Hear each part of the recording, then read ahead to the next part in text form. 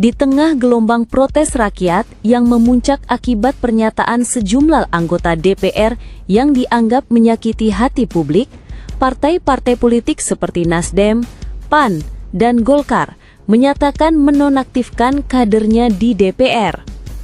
Namun, menurut pakar hukum tata negara Universitas Indonesia, istilah nonaktif di sini sesungguhnya bodong dari sisi hukum formal. Dosen UI Titi Anggraini menjelaskan bahwa Undang-Undang MD3 atau UU nomor 17 tahun 2014 tentang MPR, DPR, DPD, dan DPRD maupun tata tertib DPR tidak mengenal status nonaktif untuk anggota DPR umum. Hanya pimpinan atau anggota Mahkamah Kehormatan Dewan atau MKD yang bisa dinonaktifkan secara hukum melalui pasal 144 UU MD3 bila pengaduan dinyatakan layak dan lengkap. Untuk anggota DPR nonaktif oleh partai tidak berlaku secara hukum. Status resmi mereka tetap sebagai anggota dewan hingga melalui mekanisme pergantian antar waktu atau PAW, yaitu usulan partai kepada keputusan pimpinan DPR hingga penetapan presiden.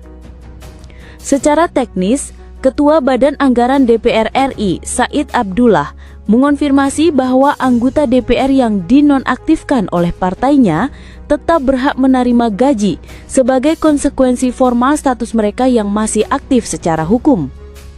Lebih lanjut, Detik.com juga mengklarifikasi bahwa meskipun anggota DPR yang diberhentikan sementara tetap bisa mendapatkan hak keuangan tertentu seperti sebagian gaji, tunjangan sebagian mungkin tidak diterima, terutama fasilitas yang melekat pada status aktif penuh tergantung jenis sanksi formalnya.